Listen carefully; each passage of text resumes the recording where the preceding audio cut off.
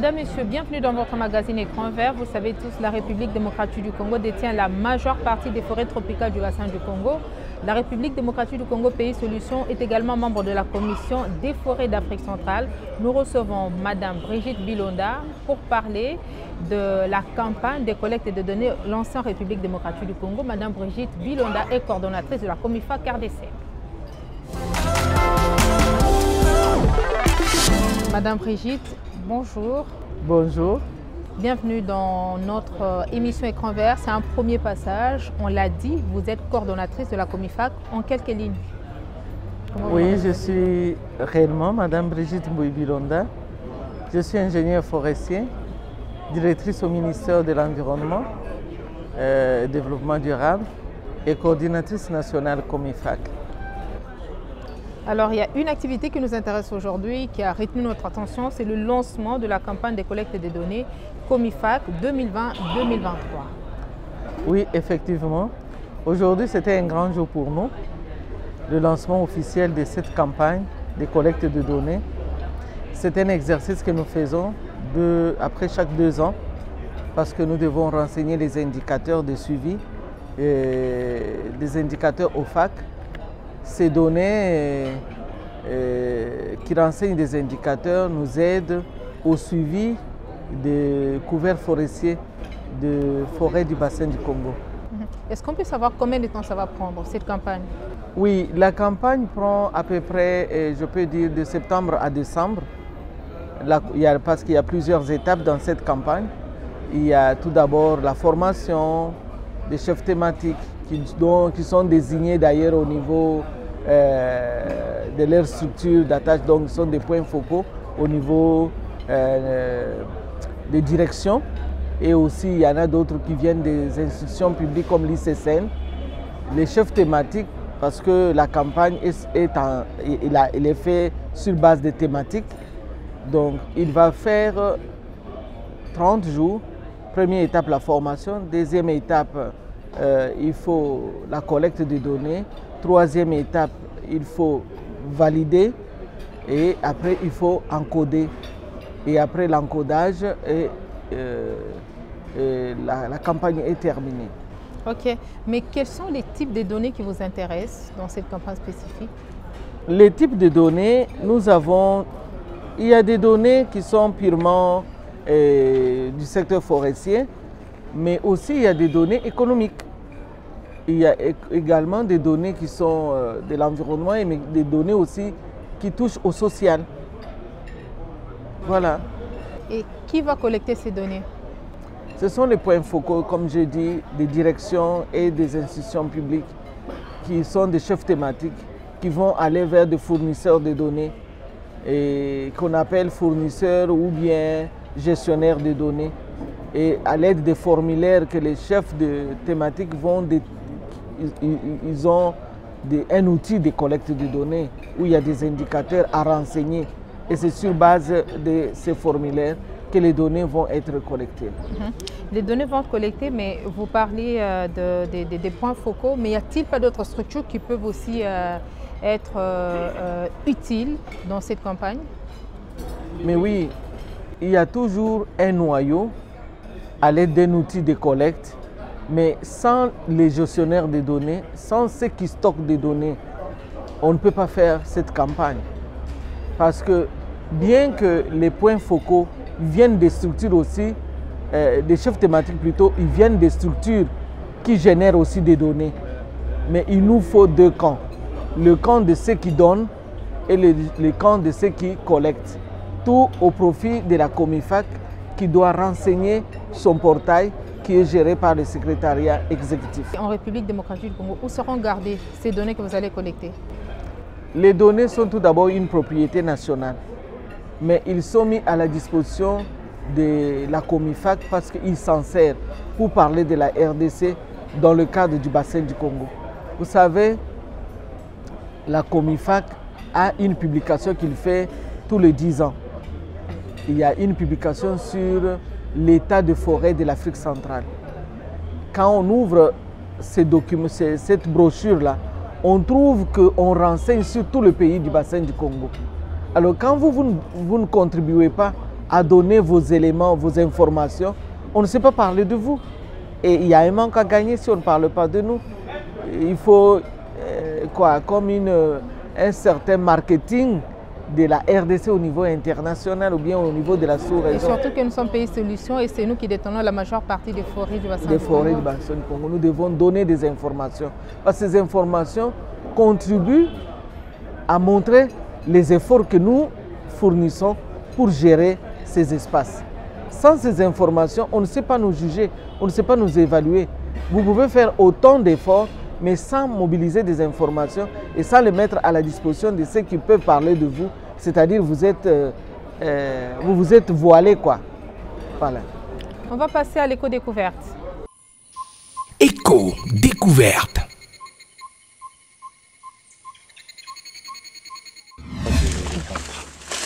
C'est le plus ancien, hein? Ce n'est pas récente. Donc, ça c'est le côte des éléphants. Ici, nous sommes dans la zone agricole. Ici, c'est la zone agricole. Et cette zone agricole est caractérisée. Les éléphants aiment aussi vivre à cette zone agricole. On ne sait pas pourquoi. Donc, ça peut s'expliquer par le fait qu'il y a beaucoup de nourriture. Il y a, vous voyez, regardez les bananes, les bananiers. Et ce sont des repas préférés des éléphants. C'est pour cela, à chaque fois, ils sont en train de coloniser toutes ces zones. Toutes ces zones d'eau. La population vit dans une situation extrême avec les éléphants ici. Donc, à cette situation, nous sommes en train de chercher les voies et moyens pour essayer de résoudre les problèmes avec la méthodologie dissuasive, pour essayer d'éloigner les éléphants par rapport à la zone agricole.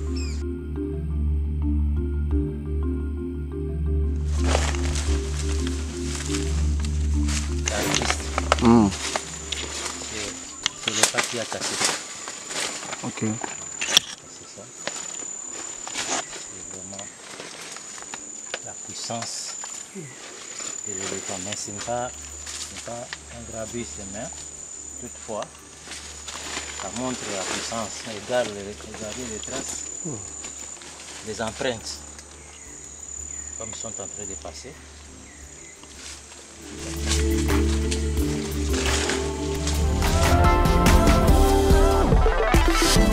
Alors vous avez dit que vous allez travailler avec les points focaux. Est-ce que vous maîtrisez tous ces fournisseurs? Oui, bien sûr, bien sûr. Il y a un calendrier des activités, il y a un agenda, il y a une programmation. Et nous avons un plan d'action qui a d'ailleurs plusieurs activités, mais nous avons chaque chose, chaque calendrier est respecté. J'étais en train de préparer d'ailleurs cette campagne, l'atelier, mais en même temps j'avais des activités avec les autres partenaires, les formations en ligne, les collectes de données des terrains. Donc je suis capable de faire tout ça. Mais pourquoi est-ce que vous avez choisi de faire ce lancement dans la concertation? Avec d'autres structures, vous avez invité... Ah oui, je pouvais faire le lancement dans un bureau, dans notre coordination, devant 6 personnes, 7 personnes, j'ai dit, bon, on a lancé. Non, ce n'était pas possible parce que je venais de prendre ce poste en février et je n'avais pas participé aux anciennes campagnes. Et je voulais m'assurer que les chefs thématiques, lorsque nous allons les envoyer sur le terrain, qu'ils ne puissent pas trop rencontrer des difficultés. Et je voulais anticiper sur les difficultés qu'ils allaient rencontrer. Et je voudrais connaître qui sont les fournisseurs de données. Ces fournisseurs de données, est-ce qu'ils peuvent nous témoigner qu'ils ont des données? Et là, j'ai choisi juste quelques, parce que nous avons eu 50 participants. Vous savez, ils sont nombreux, ceux qui doivent nous donner ces données. Mais j'ai pris 50 parce que le moyen me permettait de prendre 50. Mais on pouvait être 100, 120 dans la salle. Et ils ont dit, voilà, ces données, nous n'en avons pas, parce que nous n'avons pas de moyens pour les collecter. Et d'autres ont dit, non, nous n'avons pas de compétences pour collecter des données. Et maintenant, nous connaissons que dans le camp de ceux qui nous fournissent des données, il y a des problèmes qui ne sont pas des problèmes parce qu'ils ne veulent pas, parce qu'ils refusent de donner, mais ce sont des difficultés légitimes. Si vous n'avez pas de compétences ou des capacités ni des moyens pour mobiliser des données, vous le dites et nous avons à faire des rapports auprès des autorités. Comment est-ce que nous pouvons faire auprès de nos partenaires? Qu'est-ce que nous pouvons faire pour améliorer la mobilisation des données? Mais déjà d'emblée comme ça, on peut savoir ce que coûte une campagne de collecte de données et qui vous finance? Oui, une campagne de données peut coûter un minimum 50 000 $. Un minimum 50 000 $. Parce que nous n'avons pas tout ce que nous avons besoin. Il y a d'autres qui arrivent même à 200 000 parce que si on devrait aller sur le terrain, ça pouvait atteindre même 200 000. Mais je peux vous dire que la subvention n'est venue que pour 10 000 €. Et donc vous voyez que c'est une goutte dans l'océan. Mais ça veut dire qu'on va s'attendre à quel type de résultats? Non, non. Nous nous sommes dit l'État congolais est là. Ce que nous n'avons pas pu avoir, nous donnons l'essentiel parce qu'il y a des lignes de budget strictes dans la convention que nous respectons. Et la partie qui n'a pas été soutenue financièrement, c'est l'État congolais qui va payer. Donc on n'est pas à notre propre... on n'est pas abandonné, quoi. On a l'État congolais qui complète. Nous n'avons pas sollicité des financements des partenaires techniques et financiers parce que je suis entré en fonction. J'ai déjà approché, je n'ai jamais approché un partenaire. C'est eux qui viennent et qui nous aident dans certains ateliers. Eux-mêmes offrent des subventions au niveau du secrétariat exécutif pour la RDC et ils viennent, ils versent, ils nous font des virements pour ça. On a connu ça seulement 2 fois. Donc 2 fois. Un atelier qui venait de la sous-région, eux-mêmes ils ont financé. Nous avons participé, c'était au niveau de Kinshasa. Il y a eu encore un autre atelier, c'est un atelier sur le flux, l'augmentation, l'initiative Comifac VVF.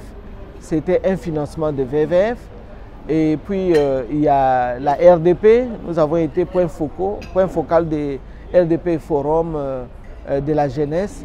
C'est CBFP qui a financé et la RDC, nous attendons qu'il puisse recevoir ce qu'il a promis de nous donner. Mais nous avons fait le travail en attendant qu'on va nous payer.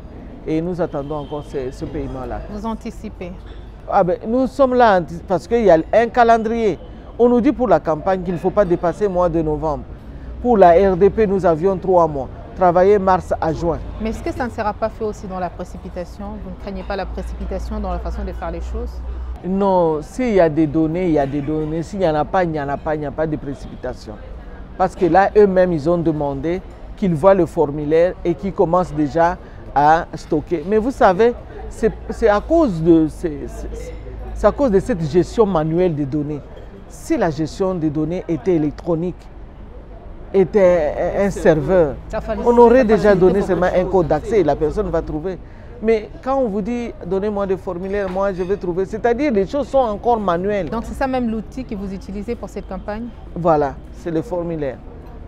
Nous devons aller vers les serveurs, nous devons aller vers un outil ou site web avec des codes d'accès et les gens entrent et ont des données qu'ils ont besoin. Madame Brigitte Bilonda, qu'est-ce que les anciennes campagnes de collecte des données ont apporté de nouveau dans le fonctionnement, encore dans le suivi de l'évolution du couvert forestier au niveau de la Comifac?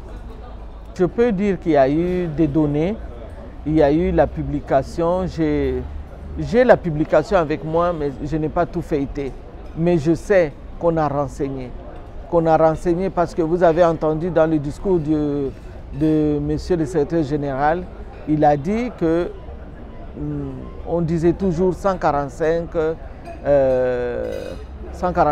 millions d'hectares pour les forêts de production permanente et des choses comme ça.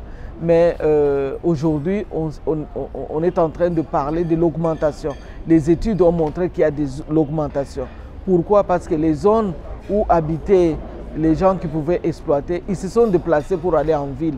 Et au niveau, à la base, là où il y a des forêts, l'exploitation, ça a profité à la restauration. Donc vous voyez, c'est dans les publications que nous allons connaître.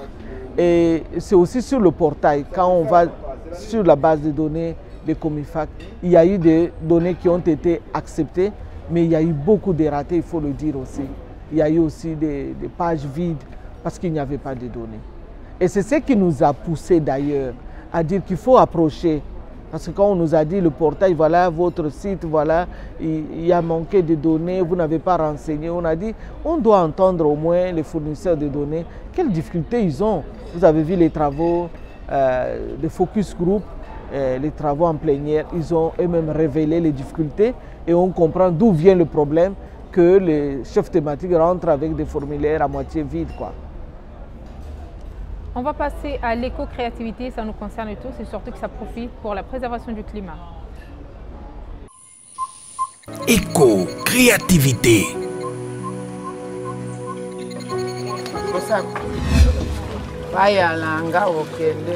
Une situation similaire aussi pour les centres de santé qui n'avaient rien à voir avec un centre de traitement de qualité. Dépourvues de médicaments et des équipements, ces maisons cèdent suite au poids de l'âge. Là, l'hôpital on a biso ya mboka na biso ya Ibali yango poste de santé Ibali. Soki ka emi se présenter nde to salisi malade. Soki ka eza te pe to fani na biso ka ndenge wana. Toza na baka oyo biso to lalisaka malade. Misusu pe ezaka aye to taboli etonga to perfuser azongi ndako. Oyo ezo nécessité to lalisa pe to lalisa pe kaka awa. Moi si soki aboti to bimisaka bongo te. Il faut azalawa pendant 6 jours. Toza ko surveiller kaka awa. Ba difficulté eza ebele. Nde tozawa et surtout na ba cas d'urgence. Ba konzi ba pesa biso limite oyo biso to traiter malade. So to traiter malade to moni que danger ezali to référaka. Référence na biso il faut voir hôpital général. Nde to tindaka soki likole ye mabe mbonge mbula moyen te malade à traverser malade. Ces petites maisons construites de façon artisanale laissent désormais la place à la modernité. Tel qu'ici à Ibali, le centre hospitalier a ouvert ses portes, suivi de la visite des salles, ainsi que de l'expérimentation des équipements. Non, je suis à l'aise. 11-9, tension des bébés. Bon, tournez-moi, moi aussi.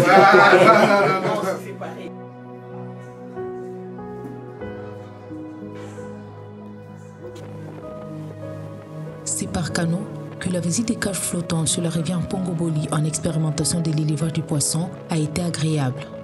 Ce projet pilote compte être dupliqué sur différents sites au profit des communautés locales. L'idée est de repeupler le lac. Donc nous allons créer des cages flottantes comme ça, même de plus grandes. Nous aurons probablement 80. On va avoir 80 cages flottantes dans l'ensemble le long de toutes les rivières au niveau du lac. Et lorsque nous allons avoir beaucoup de poissons, on va maintenant les libérer pour qu'ils aillent repeupler les lacs. Parce que ici, comme vous avez vu là, les enfants sont en train de pêcher avec le moustiquaire. Donc ils prennent tous les alevins et ça a complètement appauvri le lac.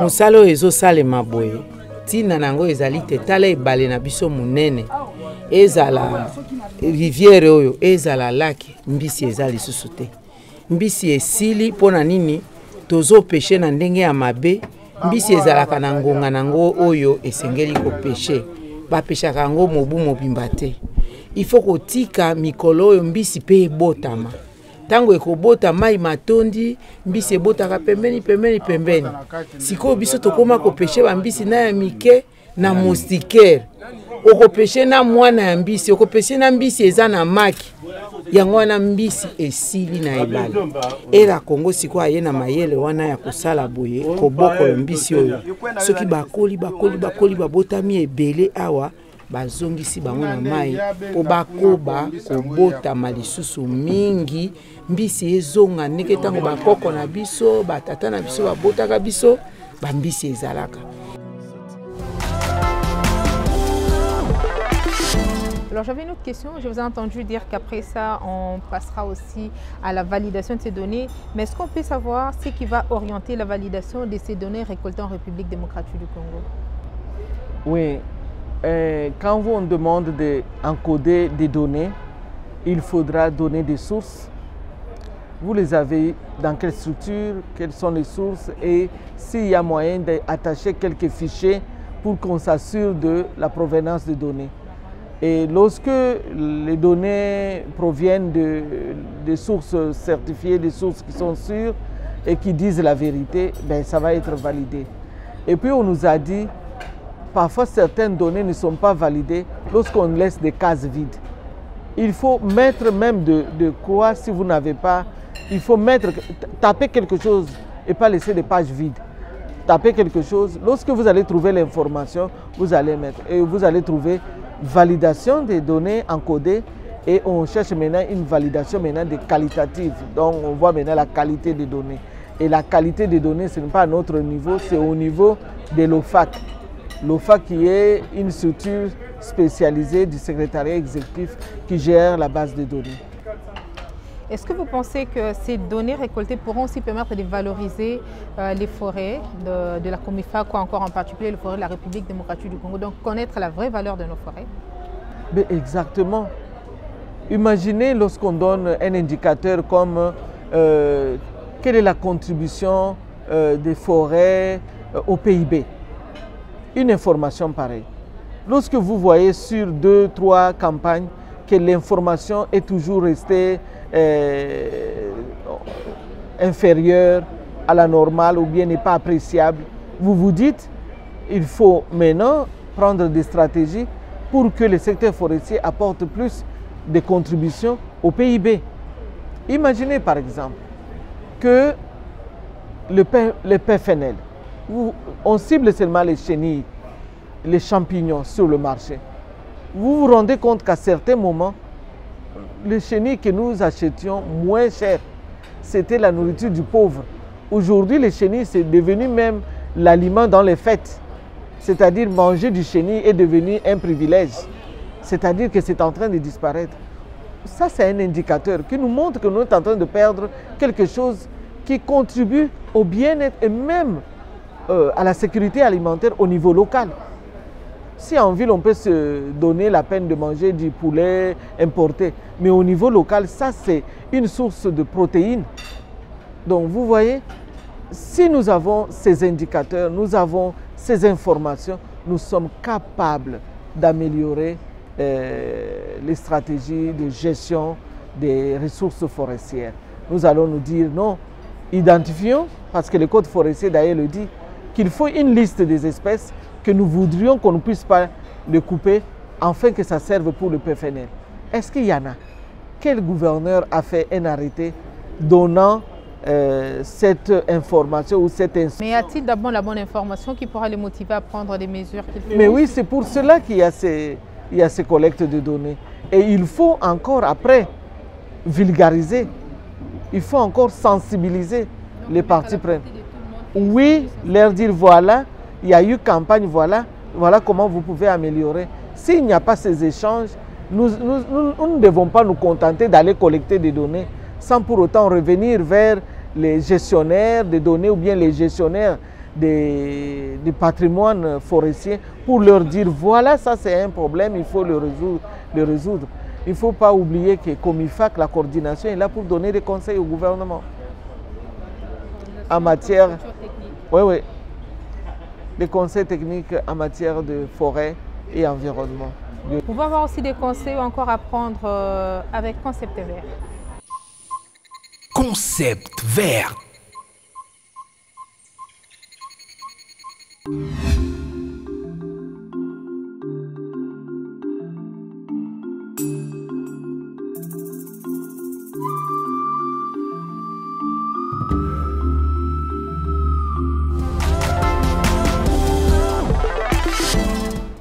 Qu'adviendrait-il à la République démocratique du Congo si, par exemple, elle n'arrivait pas à organiser cette campagne de collecte de données ou à un des pays membres de la COMIFAC?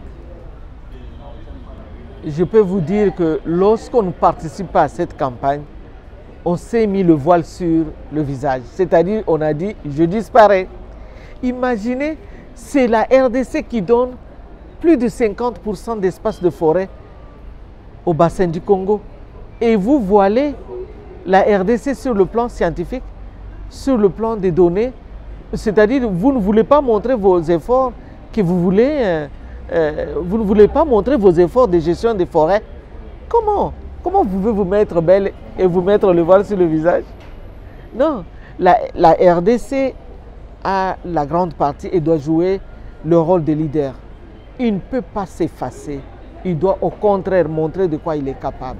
C'est pourquoi la RDC doit participer à la campagne, montrer ses données et dire nous sommes capables. Et là, on manque de données, dire renforçons la mobilisation des données. Et comme ça, nous sommes capables de montrer de quoi on est capable. Parce que nous avons beaucoup d'efforts que nous fournissons au niveau local. D'ailleurs, cette campagne ne devrait pas se faire seulement au niveau de Kinshasa. On devrait descendre dans les sites parce qu'on dit que ça s'est fait au niveau national, au niveau des paysages et dans les sites des aires protégées. Donc, si je comprends bien, la zone géographique de cette campagne, c'est seulement la capitale Kinshasa? On va vers les structures qui sont capables de nous donner des données qui couvrent toute la République. Parce qu'on ne peut pas faire quelque chose. Est-ce que quand on parle de forêt, as-tu vu de forêt autour de Kinshasa? Nous parlons des sites, mais les informations ont été remontées de la base vers le sommet. Mais ça aurait été aussi mieux de voir la mobilisation des données au niveau des sites. Alors on comprend que Kinshasa perd sa verdure suite à la demande exponentielle des Makala par les populations quinoises. Mais une autre question, Madame Brigitte. Est-ce qu'il y a déjà un pays modèle en termes de campagne au niveau de la COMIFAC, un pays qui finit toujours à temps et tout ça, où ça fonctionne presque de la même façon dans tous les États membres de la COMIFAC? Je ne peux pas me permettre de dire que tel pays est modèle. Il n'y a pas de pays modèle. Parce que là où nous sommes forts, les autres sont aussi faibles. Et là où nous sommes faibles, les autres sont forts. Mais au niveau de la sous-région, au niveau de la COMIFAC, nous voulons être tous forts. Et c'est pourquoi on nous demande, faites un effort de ne pas avoir de pages blanches. Soyez capables de renseigner. Même si c'est encore faible, mais qu'il y ait quand même des données. Dans cette campagne de collecte de données, c'est quoi la place de la recherche? Ah, très belle question. Parce que la recherche nous donne, quand nous disons la viabilité des données. Vous savez, quand on fait des recherches, on donne avec précision. Ce n'est pas seulement qualitative, mais c'est aussi quantitative. La recherche vient mettre le doigt et nous réconforte dans la donnée qui est fournie. Imaginez par exemple, il y a eu des recherches sur... On a vu des pertes, vous avez vu, on a pu, pendant il y a monsieur le professeur Masumbuko de l'université de Bukavu qui nous a partagé ses recherches et tout ce qu'il a fait au niveau du site. Et nous avons vu qu'il a découvert qu'il y a une liane à cause des effets d'exploitation abusive de l'espace dans le PNKB. Il a trouvé qu'il y a une liane qui est en train de faire mourir des arbres au niveau du PNKB. Et ils veulent maintenant, ça on appelle ça recherche-action. Ils veulent maintenant arracher cette liane-là pour en faire des briquettes avec l'appui des partenaires financiers.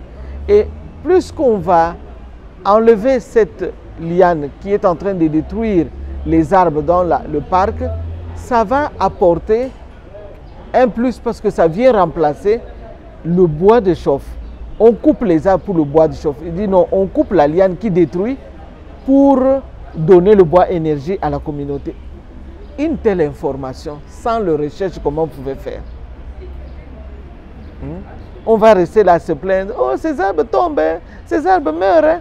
Mais la recherche nous donne l'occasion d'aller expérimenter une alternative pour le bois énergie et aussi comment extirper ce qui détruit. Alors je vais terminer par cette question, Madame Brigitte Bilonda. Les données de l'exploitation artisanale intéressent aussi votre campagne? Exactement, parce que jusque-là, les sites où il y a prélèvement de bois par l'exploitation artisanale, il n'y a pas de statistiques. Et nous, comme IFAC, la coordination nationale, nous avons inscrit ça comme une initiative à expérimenter. C'est-à-dire on va avoir un projet pilote pour un site comme par exemple l'Équateur. C'est encore dans nos propositions. Nous sommes en train d'étudier, nous sommes en train de rédiger notre note conceptuelle. Nous voulons essayer. Est-ce que si nous faisons la mobilisation des données de manière participative, les communautés qui sont là et qui connaissent que on a prélevé dans tel site, dans tel village, et aussi associer la coordination provinciale de l'environnement et aussi les associations qui sont en train d'encadrer ces exploitants artisanaux. Nous allons être, parce que vous savez, il manque des informations. Nous disons exploitation artisanale. Mais quelle est l'espèce qui est le plus récoltée? Ça, c'est une information capitale. S'il y a trop de demandes pour cette espèce-là forestière, nous pouvons le planter. Comme ça, on peut protéger la nature. Parce qu'on ne peut pas dire n'exploitez pas. Mais il faut savoir qu'est-ce qu'on cherche, quelle espèce. Et on encadre ceux qui exploitent et on fait les plantations. Et comme ça, ils vont aller dans les plantations au lieu d'aller dans la nature. Et on préserve la nature.